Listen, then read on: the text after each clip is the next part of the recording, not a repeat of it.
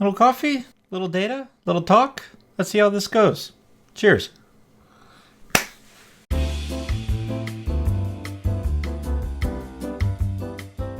Well, hey everyone out there in the internet's world and our Hiretual community. My name's James Temple, and I have the pleasure of getting to come to you for the second Coffee with Hiretual. You have sent in a couple questions, and thought I would also use today's time to chat a little bit about what we could be doing with our extra time that we have while things have slowed down with COVID-19 happening and striking us in all kinds of unique and in different ways. So why don't we just get into it right now and see what we got. Let's spend a little bit of time talking about batching. Batching is kind of, I wouldn't say philosophical mindset, but it is a assembly line mindset when it comes to sourcing. If you can calendar block and carve time out to do each activity independently, you can actually increase your productivity quite a bit. Everything that you would do to work your funnel or work your pipeline, start doing it in chunks. Turning off notifications, turning off little red lights in the bottom of your computer, anything that would distract you from performing each activity independently. When we think about our Boolean, we're going to write our Boolean so that we get a batch of results. We're not going to stop tweaking that Boolean or stop sourcing until we get to a list of results. And for me, that's going to be, and it's a pretty big number, but it's usually between 100 and 200 prospects. That for me is a batch. To you, a batch could be 50, maybe a batch is 25, but a batch is definitely not 1, 2, 3, 4, anything less than 25.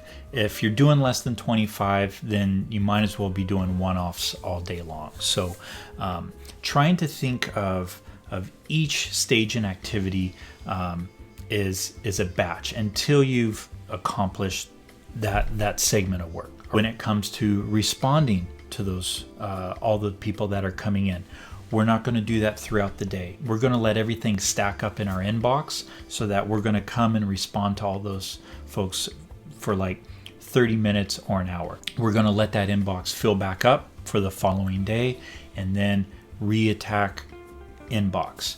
When it comes to doing phone screens and getting some of those housekeeping questions out of the way, we're going to batch up those activities as well. We're not going to scatter those throughout our calendar. When we start to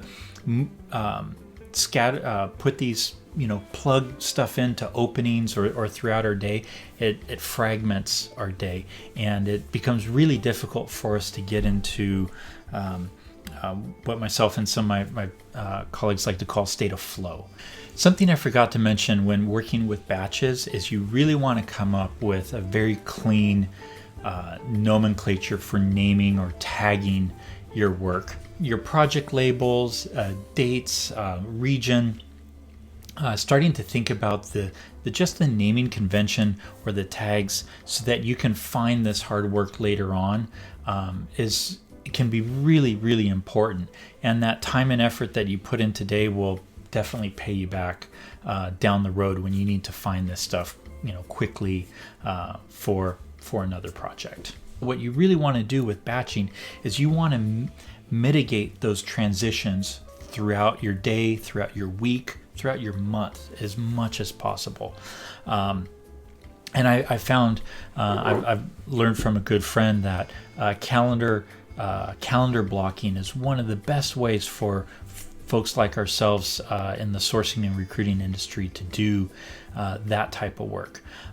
If you can hold yourself to it, I promise you'll start to find more time and more free time given back to you throughout your day and through your week – when you stick to that type of format.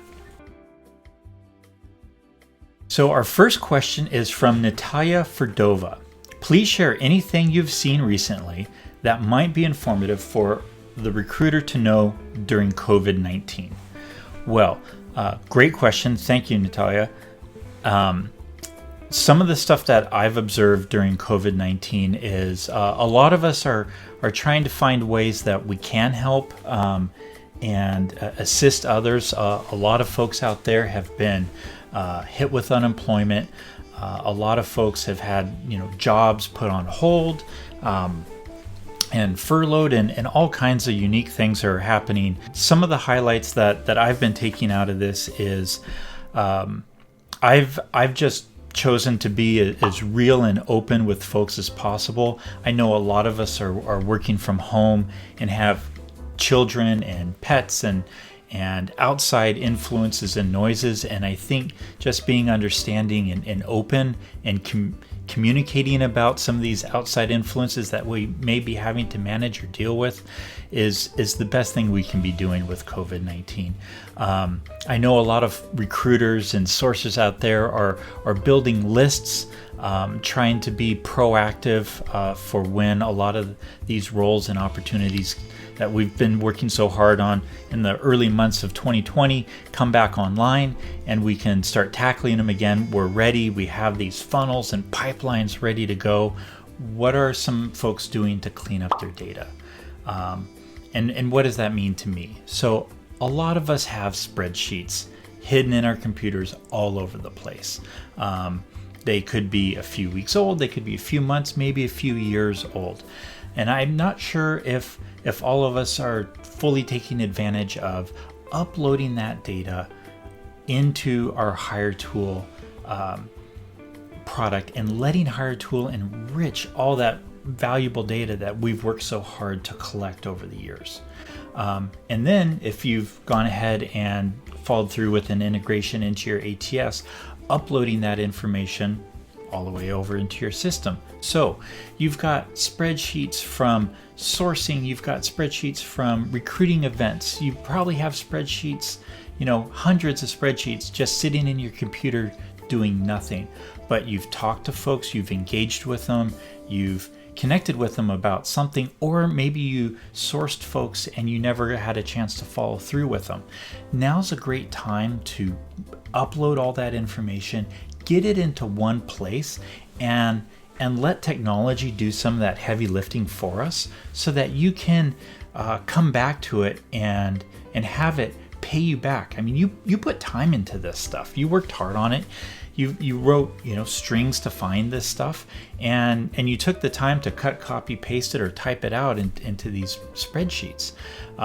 Now's an excellent time to get this stuff uploaded into a system that, again, possibly talks with your ATS, is going to enrich it with LinkedIn profiles, allow you to search on it later, and it's going to stay up to date going forward. So what better time than now? Some of the other things we can be doing and just might be good to know is adjusting our messaging. I know I'm a big fan of sending out sequenced messaging using Hiretual or other tools that can send out a multi-stage sequence. And a lot of sequences may have been written back in January, February, or before everything really came to a halt. So you want to make sure you go back into your sequences and check that messaging, see if it still applies and resonates today. Maybe you need to edit it or add something to call out the elephant in the room that we are dealing and managing with COVID right now. So that again, you want it to resonate with folks. You want it to be real and genuine. I think something that really is a turnoff for me is when I get messaging from say, my bank or my insurance company, and they're not referencing what's going on in the real world today. So any of that old messaging that's stale, you're going to want to go back and review it and make sure that it's relevant and current for today, so that it doesn't fall on deaf ears and it's not just wasting your time or prospects' time. Something else that people have been asking me about is, what do I do with my current job postings? Well, do I leave them open? Do I close them? Do I put them on hold? I think something that I've seen some folks do is actually adjusting some of the verbiage up at the top, saying that a role is currently on hold, but still leaving the posting up in live. So there's going to be a lot of folks that still are on unemployment right now that are looking for jobs to apply to.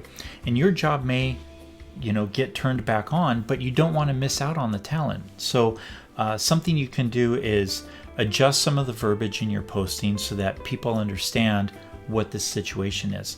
That also goes for folks that already have applied.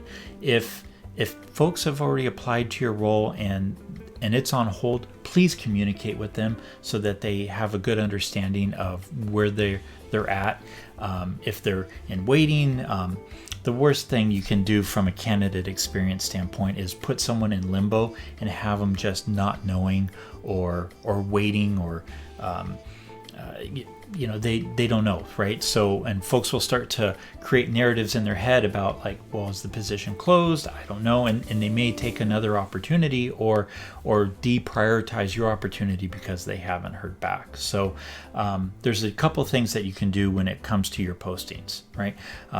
Update the verbiage inside to let folks know that it's put on hold, and that so you can still get that pipeline ready for when it does become available. And then also message out to all the folks that have already applied and that may be waiting in limbo. Those would be a few things that I would recommend doing in the meantime. We got another question here from Sandrine. Says, how has social media helped you attract talents? Well, that's a really great question. I know we've all been using social media to source talents, but how have we been using it to attract? One of my favorite mentors, a gentleman by the name of Marvin Smith, has really championed communities within social talent. But I think it's really allowed a lot of recruiters, sourcers, companies and employers to tell stories. So what used to be a commercial or an advertisement has now turned into storytelling, using social media to get to specific audiences so that they can have messaging that resonates with a very specific, unique, or broad group of folks out there so that they can get their brand and their story across to these audiences. And it's allowed a lot of folks to self-identify into different communities. You have your tech audience in GitHub and Stack Overflow, and you've got your foodies over in All Recipes or cooking.com or whatever these different audiences may be. We've all started to self-identify into different groups and categories, and I think that's really changed the landscape on how we message to these communities. So it's allowed for us to articulate and be more specific to folks and have messaging that resonates with them, and ultimately have better conversion so that we're getting the right type of folks into the roles we want to pair folks up with. Well, that's about all I got for today. I really appreciate you guys sharing some of your time with me, and if you'd like, feel free to connect with me on LinkedIn, James Temple. You can also find me on Twitter, although I'm not terribly active, at James Temple. Hope you all have a great rest of the week, and we get to connect sometime. Cheers. Do a little of this. Do the clap. I don't know what I'm doing. We'll try it again.